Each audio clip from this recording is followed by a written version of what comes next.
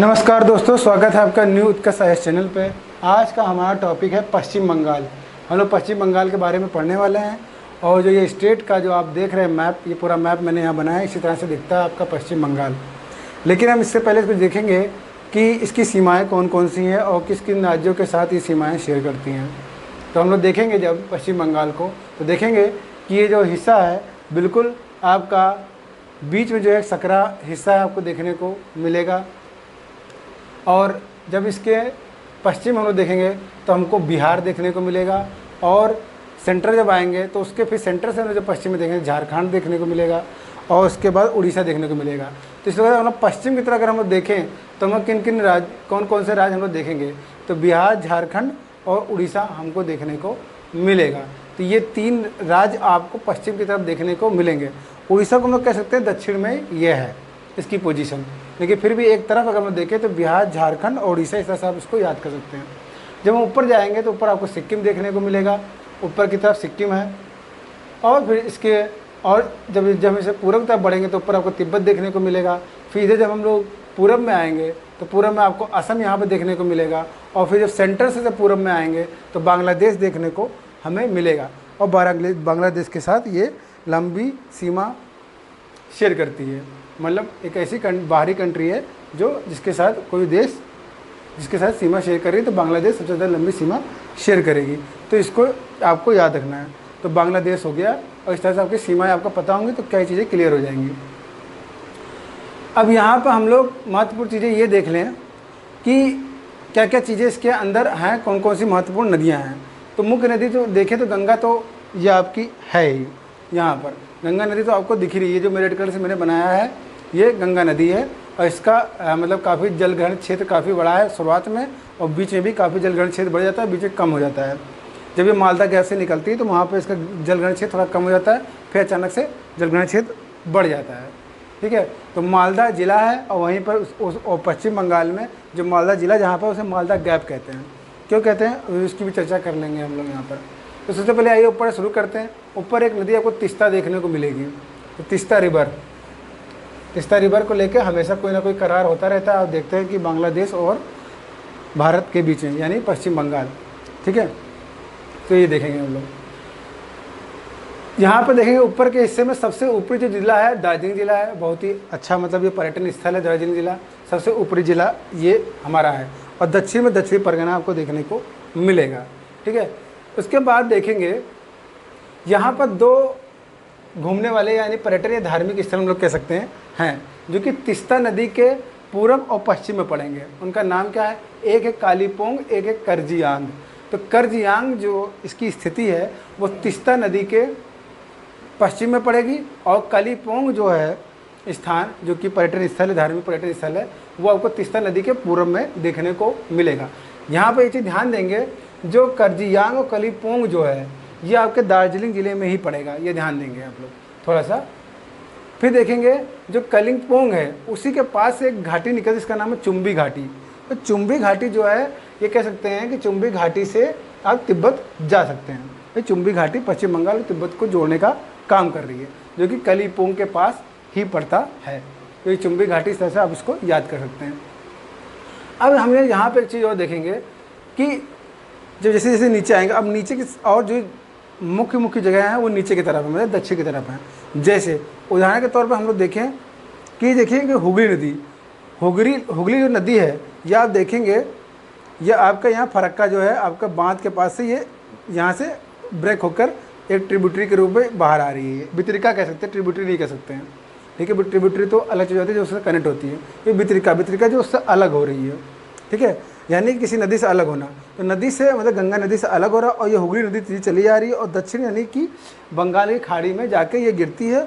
और यहाँ पर कई डेल्टा प्रदेश भी है, डेल्टाई क्षेत्र आपको देखने को मिल जाएंगे नीचे। उस डेल्टा क्षेत्र में भी छोटे छोटे द्वीप बने हुए हैं, उन द्वीपों की चर्चा भी हम लोग अभी कर लेंगे। अब यहाँ पर देखें हुगली नदी के तट के किनारे ही पूरब में हुगली पत्तन है, जो कि महत्वपूर्ण बंदरगाह है। हुगली बंदरगाह आप लोग पढ़ते भी हैं। फिर उसी के नीचे आपको कोलकाता दिखेगा, तो कोलकाता बंदरगाह भी, कोलकाता सबसे महत्वपूर्ण बंदरगाह, और उसके ऊपर हल्दिया है। हल्दिया यहाँ पर देखेंगे तो एक हुगली तो पत्तन ये है ही, और कोलकाता के ऊपर ही आप ये देखेंगे हल्दिया बंदरगाह। तो हल्दिया बंदरगाह भी आपको देखने को मिल जाएगा, जो उसके कोलकाता के ऊपर ही है। तो 3 बंदरगाह आपको यहाँ पर देखने को मिलेंगे। और एक पत्तन नगर है जो कि बहुत महत्वपूर्ण है, वो आपका दक्षिणी परगना में पड़ते हैं, दक्षिण 24 परगना जैसे हम लोग बोलते हैं। देखिए 2 ज़िले हैं यहाँ पर जो कि सेम नाम पर हैं, लेकिन डायरेक्शन के साथ उसका नाम चेंज हुआ है। उत्तरी 24 परगना और दक्षिणी 24 परगना। तो दक्षिण 24 परगना दक्षिण में पड़ेगा, उत्तरी दक्षिण परगना उस दूसरी सटा हुआ जिला है जो कि ऊपर की तरफ पड़ेगा। ठीक है, तो यहाँ पर जो डायमंड हार्बर जो पत्तन नगर है, बहुत ही फेमस पत्तन नगर है डायमंड हार्बर, जो कि अब इसे किसकी स्थिति आप बताएंगे तो पश्चिम बंगाल में आपको देखने को मिलेगा। तो दक्षिणी 24 परगना में ही पड़ेगा डायमंड हार्बर, तो इसको याद रखेंगे।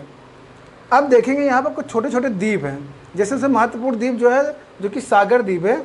जो सागर द्वीप पड़ेगा वो हुगली के मुहाने पे आपको सागर द्वीप देखने को मिलेगा, और ये एक धार्मिक स्थल भी है। ये उसका देखेंगे जैसे गंगा सागर के नाम से भी जाना जाता है। ठीक है, तो गंगा सागर द्वीप आपको ये डेल्टाई प्रदेश में आपको देखने को मिलेगा। अब यही देखेंगे कि हुगली का जो मुहाना उसी के पास, मतलब हुगली नदी का जो मुहाना है उसके पूरब में जैसे हम लोग देखेंगे तो पूरब में 2 द्वीप है, दोनों को मिला के जो द्वीप हैं उनको कॉक द्वीप की संज्ञा दी जाती है, कॉक द्वीप कहेंगे उसे। लेकिन उसी में 2 द्वीप अलग अलग को जैसे हम लोग ब्रेक करेंगे तो हम लोग 2 ब्रेक करेंगे तो एक डलहौजी द्वीप है और एक कॉक द्वीप के रूप में, मतलब उत्तरी द्वीप जो है कॉक द्वीप कहेंगे और निचले जो द्वीप है डलहौजी द्वीप कहेंगे। तो डलहौजी द्वीप और कॉक द्वीप जो है कहेंगे कि हुगली नदी के मुहाने पर पूरब की तरफ पड़ेगा, तो इसको याद कर लेंगे। ठीक है, अब एक चीज़ और देखने को मिलेगी, एक नदी है जो कि कुछ हद तक बांग्लादेश और पश्चिम बंगाल के बीच में सीमा का निर्धारण करती है, जिसे बोलते हैं हरिया भंगा नदी। तो हरिया भंगा नदी जो सीमा का निर्धारण करती है, ये इसके मुहाने पर सबसे विवादित द्वीप है, उसका नाम है न्यू मूर द्वीप। क्या नाम है? न्यू मूर द्वीप। और ये विवादित किसके बीच में? जाहिर सी बात है क्योंकि हरिया भंगा नदी के मुहाने पर है, और ये द्वीप दोनों देशों के बीच में पड़ जाता है, यानी बांग्लादेश और भारत के बीच में, इसलिए भारत और बांग्लादेश के बीच इसको लेकर डिस्प्यूट हो। लेकिन अधिकार जो इसके न्यू मूर द्वीप के वो भारत का है। तो याद रखेंगे न्यू मूर द्वीप पर भारत का अधिकार है, लेकिन विवादित है 2 देशों के बीच में। किसके बीच में?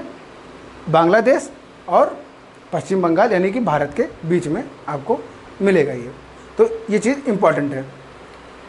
2 हुगली और कोलकाता 2 बंदरगाह, इसको जल्दी याद रखिएगा आप लोग।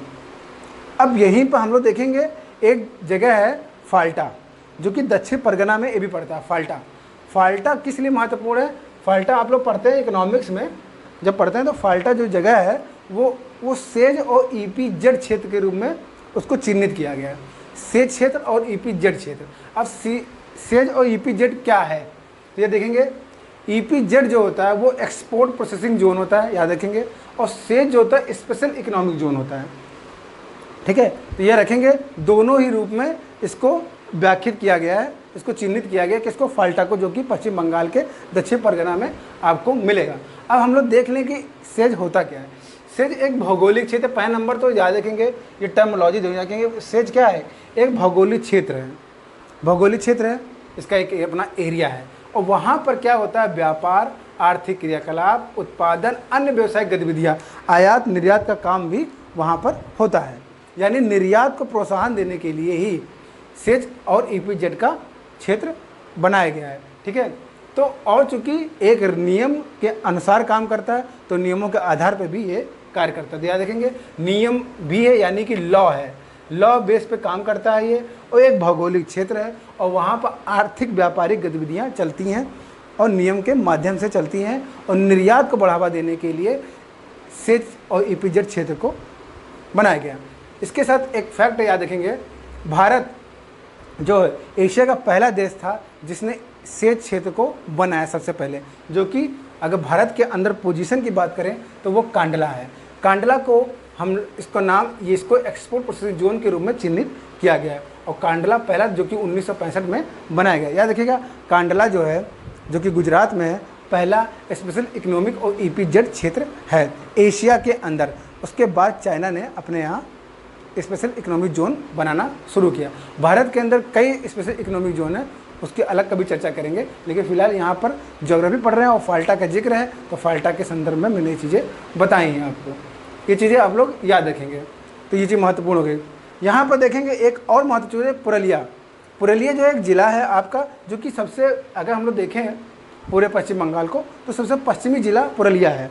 पुरुलिया किस लिए फेमस है? पुरुलिया ज़िले से कर्क रेखा होकर गुजरती है। ठीक है, बाकी तो आप लोग जानते हैं कर्क रेखा किन किन राज्यों से होकर गुजरती है, उसकी चर्चा हम यहाँ नहीं कर रहे हैं। लेकिन अगर जिले के रूप में पश्चिम बंगाल में जब आ रहे हैं तो पुरुलिया ज़िले से होकर गुजर रही है, इसको याद रखेंगे। अब यहाँ पे एक चीज़ और देखेंगे, 2 गांव की चर्चा हम लोग करेंगे जो कि बहुत ही महत्वपूर्ण है। वो है अंगारपोता और दाहा ग्राम। तो अंगारपोता और दाहा ग्राम जो है, जो कि आपके, ये आप जब यहाँ पर देखेंगे तो ये आपको पश्चिम बंगाल जब देखेंगे तो उसके पूर्वी जो ज़िला है उसमें आपको देखने को मिलेगा। ठीक है, इसको याद रखेंगे। तो अंगारापोता और दाहा ग्राम, ये दोनों ही गांव जो है उसका 3 बीघा हिस्सा, यानी 3 बीघा गलियारा बनाया गया। इस 3 बीघा गलियारे को क्या किया गया? बांग्लादेश के साथ समझौता करके उसको रेंट पे दिया गया है, कह सकते हैं इस तरह से हम लोग। तो किस पे दिया गया है? एक तरह से लीज पे बांग्लादेश को कुछ समय के लिए दिया गया है, और वो उसको नाम दिया गया 3 बीघा गलियारा। तो 3 बीघा गलियारा जो समझौता हुआ किस देश के साथ है?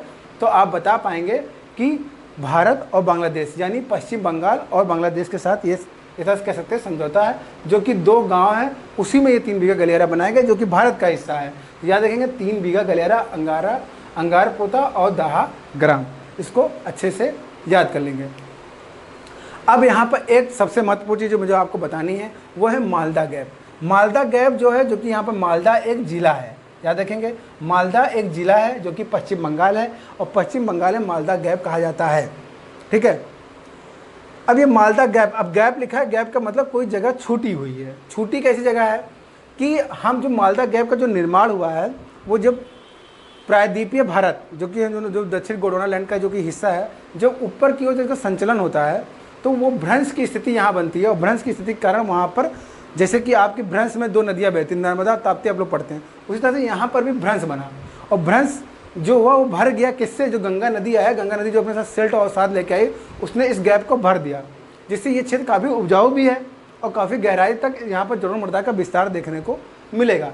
हालांकि जो ये हिस्सा है वो मालदा गैप इसीलिए बोल दिया गया है क्योंकि ये जो है मेघालय का जो हिस्सा है, जो शिलांग पहाड़ियाँ जो आप लोग देखते हैं, या मेघालय का पूरा जो पठार देखेंगे आप लोग, और जो प्रायद्वीपीय पठार है वो उसके बीच का एक स्थान है जहाँ की 2 कड़ी जो ब्रेक करती है, वहाँ पर एक भ्रंश का निर्माण हुआ है, जैसे कि आपका नर्मदा का भ्रंश है और ताप्ती का भ्रंश है। उसी प्रकार से यहाँ पर एक मालदा भ्रंश का निर्माण हुआ। हालांकि यहाँ कोई नदी नहीं है, नदी ने वहाँ पर काफ़ी जलोढ़ का मृदा का विस्तार किया है, उसको भरा है वहाँ पर, तो मालदा गैप का निर्माण हो गया है।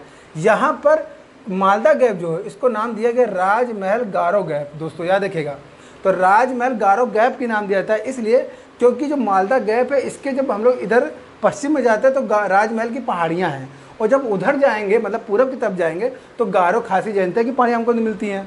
ठीक है, इसीलिए इसको पूरा नाम दिया जाता है राजमहल गारो गैप दिया जाता है।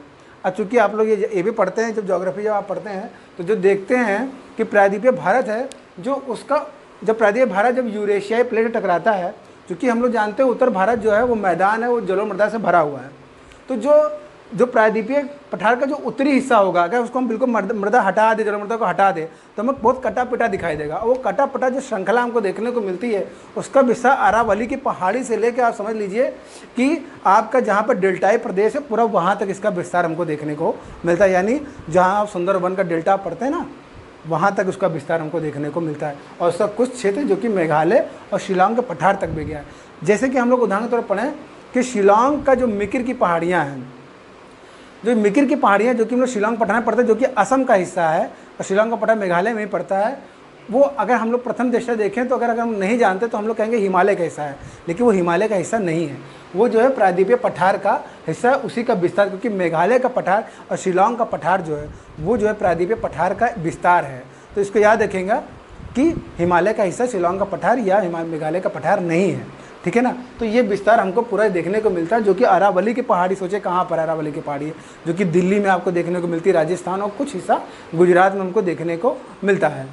ठीक है, तो इस तरह से आपने काफ़ी महत्वपूर्ण जैसे कि आपने मालदा गैप के बारे में पढ़ा और सेच के बारे में पढ़ा और कुछ महत्वपूर्ण जगहों के बारे में पढ़ा। काफ़ी महत्वपूर्ण जगह है जो कि परीक्षा में जीएस के दृष्टिकोण से काफ़ी महत्वपूर्ण है।